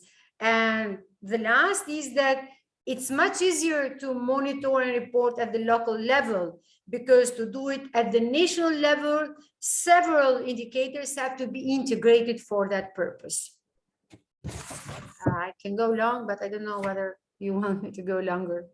Thank you very much. It is very, Zana, that what you're bringing to the discussion is very important in terms of also the bottom-up approach, the empowering local communities. And again, we cannot dismiss the importance of the connection between the national and local, but also between national level and the communities on the ground. And that is extremely important. Is there any questions on the floor? Matteo, I don't see the chat room for some reason. Do you see any questions? No questions so far. Okay, so the importance here, once again, based on what we heard from Ukraine, from Georgia and Albania, is truly a real challenge of engaging citizens and dealing with fragmented data, dealing with the production of data and the quality of data that will enable us to move ahead with acknowledging and monitoring success and progress. And this level of disconnection and this bridge needs to be, this gap needs to be bridged at the earliest. So this is what I'm taking from this discussion. If you have any more elements to add, one last word from Nino and Zana about this gap. I may add something maybe about the data and national indicators that we use for monitoring purposes. Of course, we have to strengthen capacities and provide these systems, and the government will step up efforts to strengthen indicators, revise them periodically. We also need this data because we have problems with our EU accession. Integration is a big issue in Albania, but still I insist that local indicators are easier to define. So it's easier to monitor also and have a special set that is also convenient for us. They have prepared indicators for these pandemic issues now, for resilient cities, etc., that do converge, at least for the reports that we are doing in Albania, that covers fields such as water and financial, etc., converge much more with the local level. That's all. Thank you very much, Zana. Agata, maybe very briefly in one question or comment that you have. Yes, it was actually a question. I understand the sustainability transitions, both from the point of view of governance and policy development and resource mobilization, are extremely complex processes, especially given a range of bottlenecks facing countries and the cities. So this is clear, and this is what we sufficiently discussed today, and I think on this panel specifically. What I believe in, and what I'm a big believer, is that small successes can contribute to bigger change. So I wanted to ask some of the panelists if you can maybe reflect of one-on-one example where you think a certain project or a program has a particular impact in relation to a range of SDGs and what made it a successful one, because the replication across contexts can really create a momentum for SDG implementation at regional, national level. Thank you. Thank you, Agatha. Nino and Zana, if you have any response to that? Well, unfortunately, we don't have anything implemented at the local level yet in Albania. But what I would suggest would be the water management, for example, as this indicator, due to low quality of this service in Albania, gets a lot of attention. Tirana, the capital of Albania, has running water, potable water I'm talking about, for only 10 hours in 24. So it's a big issue. And you can hardly monitor this at the central level, because cities, we have 61 municipalities. Cities will give different numbers. So it's much easier to monitor it by, as we said, the bottom-up approach, communities engagement at the local level, where you ask specific questions that will involve also questions such as, would you be willing to pay more for a better service? And you do this at the local level only. Or where do you find it most problematic, the service, in terms of timing, in terms of water quality they deliver, in terms of other conditions, in terms of the fee we pay for the service we deliver. So for me, that will be like a great example. Thank you very much, Zana. I think I've been told that time is short and we are already overlapping. So from these elements to the way forward, Matteo, I give you the mic. Absolutely. Thank you very much, Alexander. Great presentations. Thanks to all our participants. We now have some elements about where we want to go and some of the challenges that we are facing. And this last roundtable will be about how do we get there? What would be our step forward in terms of implementing, designing, and using the voluntary local reviews? So without further ado, I want to give the floor to two brilliant colleagues. The first is Francine Melchioretto, who is the localization expert in UN Habitat, who will tell us about a new project by UNDA called Voluntary Local Reviews, Evidence for Greener, Resilient, and Sustainable Urban Recovery in Eastern European and Central Asian countries in transition. Francine, the floor is yours. Thank you, Matteo. It's a pleasure for me to be here today. I also would like to take the opportunity to thank Gomara and UNC for inviting UN Habitat in this very important workshop. And let me also extend to you the greetings of my colleague, Martino Miraglia, who wished to be here today, but due to a last-minute health urgency, he could not make it. So I'm going to jump in and share with you the presentation that he has prepared, as he's the leading of this project.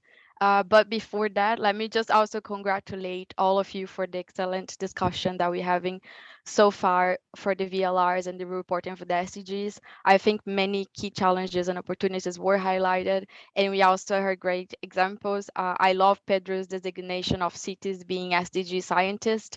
I completely agree that the knowledge and experiences of cities are really the best instrument to find solutions for achieving the sustainable human development, and we stand ready and available to facilitate as well these interactions.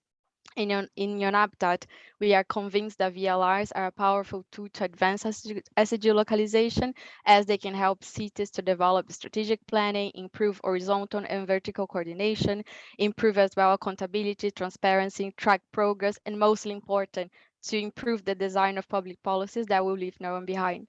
So with this in mind, let me just go ahead and present to you the UNDA Tranche 14, a project focused on supporting cities from Eastern Europe and Central Asia. Next slide, please. Good. So the UNDA Tranche 14 project looks at voluntary local reviews as a tool for green resilience and sustainable urban recovery, trying specifically to link the SDGs with the recovery from the COVID-19 crisis. This project counts in a very strong partnership between UNECE, the leader in the region, UNDESA, UNESCAP, and UNHABItat. We have been working very closely to not only develop jointly the methodology of the project, but to translate these methodologies into concrete actions that will support the cities from Eastern Europe and Central Asia with the SDG localization process. And the project will take place in more or less in around 3 years between April 2022 and June 2025. The idea here is really to build already on what UNCA and partners have been doing in the region by collecting data, supporting the development of local resilient action plans, and then re-strengthen this knowledge with the knowledge of the different partners. Next slide. Oh no, you're already there. So as you can see from the map, we will specifically focus in 5 countries. So in Serbia, Tajikistan, Ukraine, Georgia, and Kyrgyzstan. We also know and understand that those are very different countries with different contexts, both at the national local level. So what we aim to do is to support the cities and countries by tailoring our technical advice and support to the local context that we have in front of. So with the guide also of UNCA and partners, we are now in the phase of defining which will be the specific cities that we work on. Next slide, please. So what do we actually want to achieve?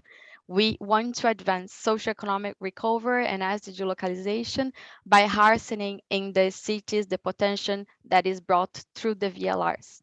One of the key components of our work is not only to support local action and SDG localization, but the multi-level connection with the national frameworks and developments, as well as the regional and global perspectives. And how do we want to do it?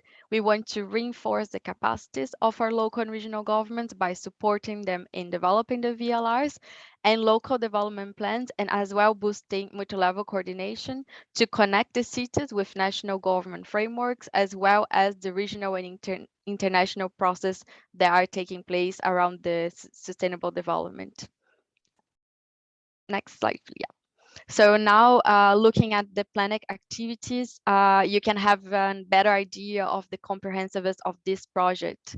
We have worked to create components that we consider the key components to advance SDG localization and also help cities in the recovery and the responses to the current crisis.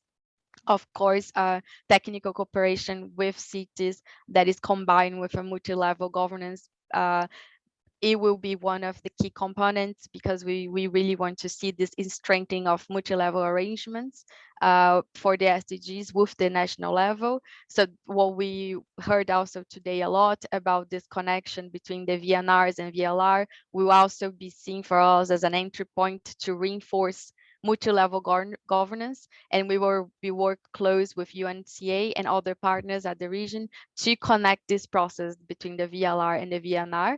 But we would also like to promote the idea that VLRs are not only being taken into consideration of VNR process, but that the cities, in fact, and the local and regional governments and actors are structurally integrated into national frameworks and the definitions of policies. And finally, we are also going to promote the capacity building component, looking at the training of public officials and SDG localization, as well as create spaces for dialogue and connecting the different cities that are working in VLRs. Next slide, please. To conclude, we are here. I would like to show you a bit of an idea of our timeline. We're going to start already very soon with the launch of a knowledge creation component, which will be really the methodological basis for the development of the VLRs and the local recovery plans. This will be accompanied by the rollout of the Global Urban Monitoring Framework, which is the framework that is being promoted by UNHABItat and will provide cities with many indicators and a system where they can add the data related to the SDG localization achievement.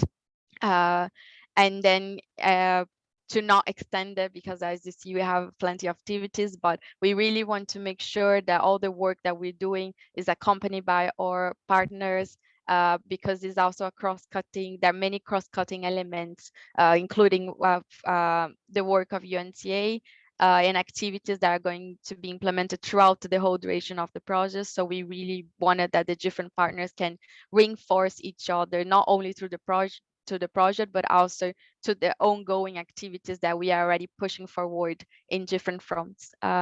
Next slide, please.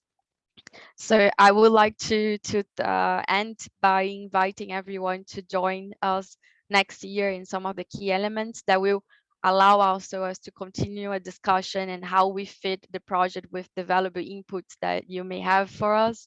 So we will start with two events led both by UNCA, which is the Forum of Mayors and the European Regional Forum Sustainable Development. And finally, we would be happy to welcome you to the 11th edition of the World Forum in June 2022, which will look at how we transform our cities for a better urban future. And we would also be at the World Urban Forum, where we will officially launch the UNDA Tranche 14 project. So thank you very much, and over to you. Thank you very much, Francine.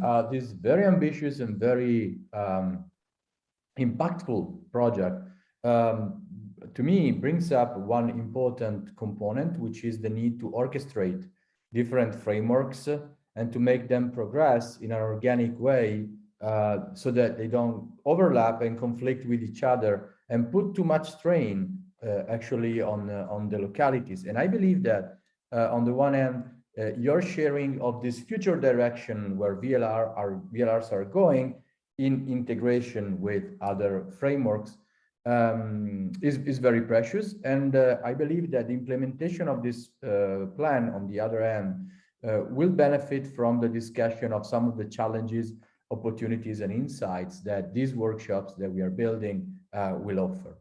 So thank you very much. And now, to conclude our final roundtable and our workshop, I would like to give the floor to Spiro Pollalis, who is the head of the ZOFNA Sustainable Infrastructure Program at Harvard University, to whom I would like to ask, so on the basis of everything we have discussed today about VLRs, their role, their challenges, their perspectives and opportunities, where do you see this tool going, and what do you think will be the key innovations that we need to work on so that this tool really becomes the backbone to SDGs the SDGs development assessment frameworks?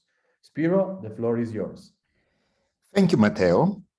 I will focus primarily on the KPIs. I see the KPIs as being the way to approach VLRs. I know we discussed about it. Let's discuss it a little more. And the reason I like the KPIs in particular is because it's something concrete that we can put our hands on, and then it relates to VLRs and eventually to the SDGs. Let me share my screen. I have only 2 slides, which is going to be quite quick. My focus is what the individuals who attend today's meeting can do. We said before that the mayors need to initiate the whole process about VLRs. We said before that we need to focus on the cities implementing the VLRs. But the point for all of you are some questions and some actually, in a way, asking, what are you doing?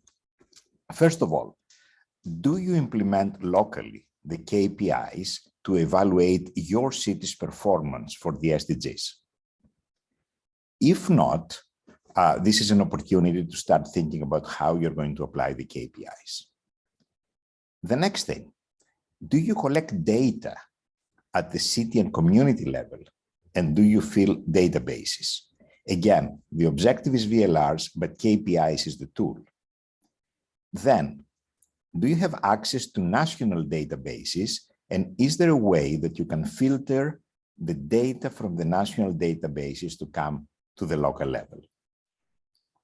Number 4, it is important to start making your city a smart, sustainable city. And I want to remind you the definition.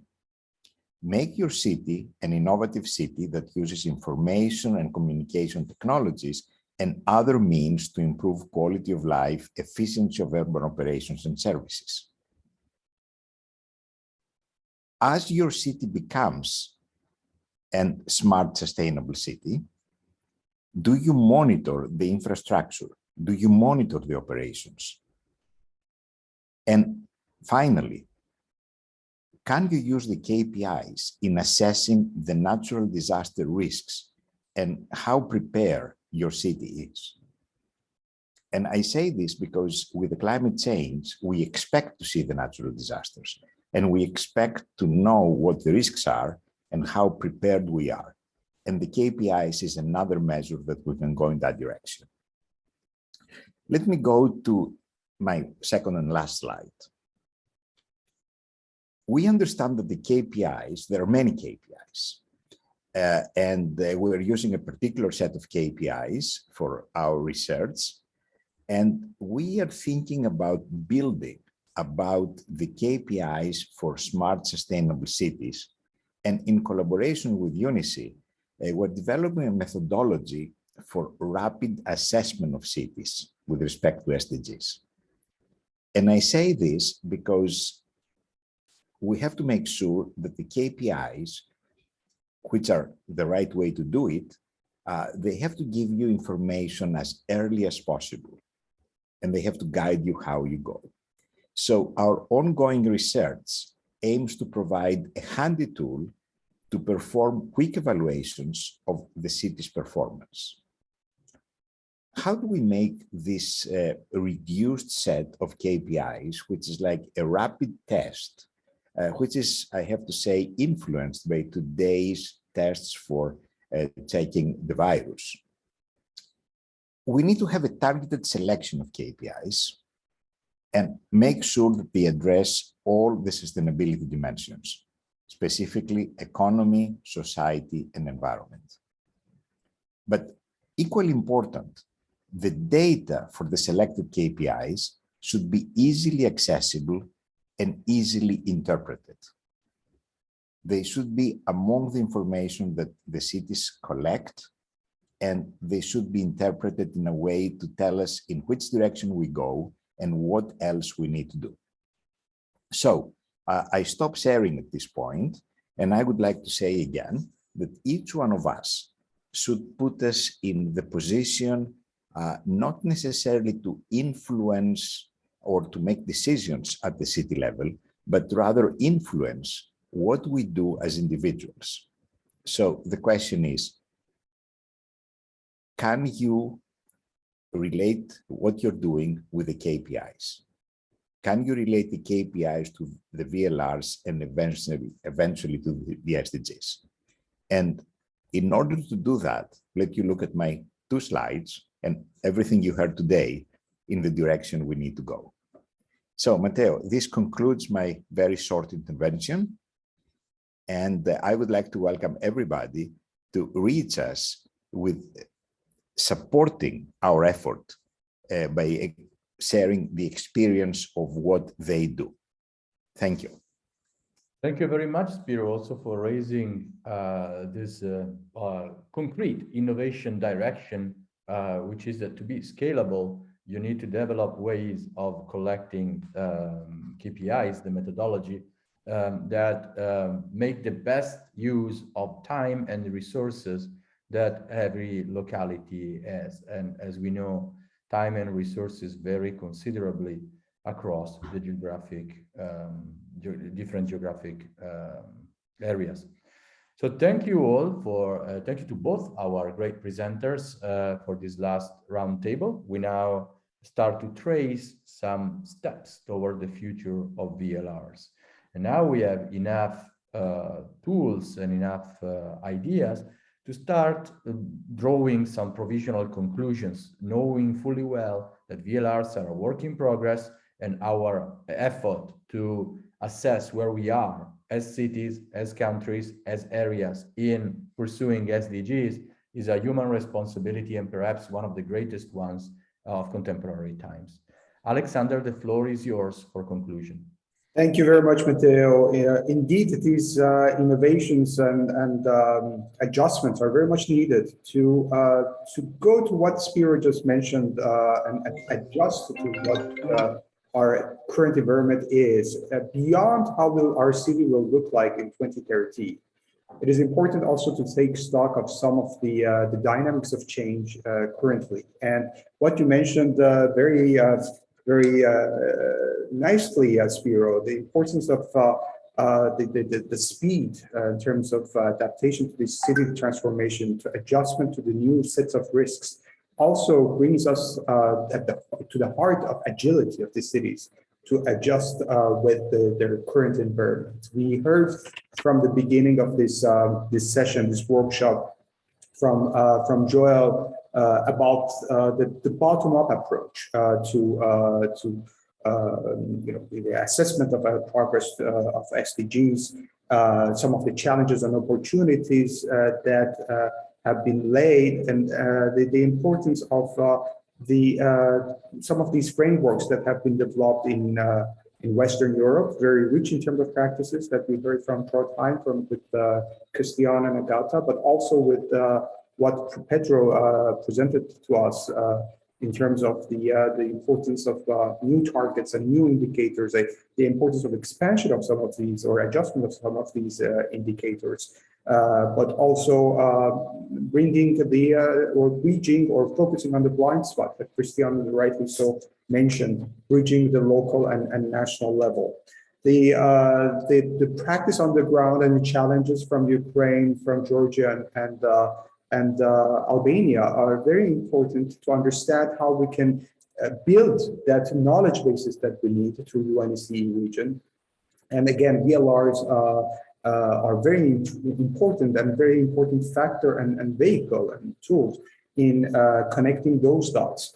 And obviously, what Francine shared with us in terms of those strategies that are quite powerful in terms of triggering change, moving ahead, as well as what Spiro brought to our attention through the KPI lenses, enable us to activate and empower some of those elements of that we have not been addressed, including these new emerging risks that we would need to adjust with. In a nutshell, I do believe that VLRs, as Matteo said, are a work in progress, very powerful one, tool that will enable us to move ahead very swiftly towards assessment, including the assessment of SDG progress. Thank you very much indeed. I don't know if Gulnara, you want to add any more elements to this conclusion? If Gulnara? Alexander, not really. I think it was extremely rich discussion. So thank you so much to you, to all the panelists, as well as to all the participants for the active participation and questions. Thank you very much, Gulnara, and we look forward to have you in our next sessions. Please stay tuned with the platform that we will be having online very soon with all these elements, most of these elements that we discussed and more. We will be sharing more information on this in the coming weeks. Thank you very much, and we look having this discussion continue in the future. Thank you and goodbye. Thank you. Goodbye. Thank you. Thank you. Bye. Bye. Bye. Bye.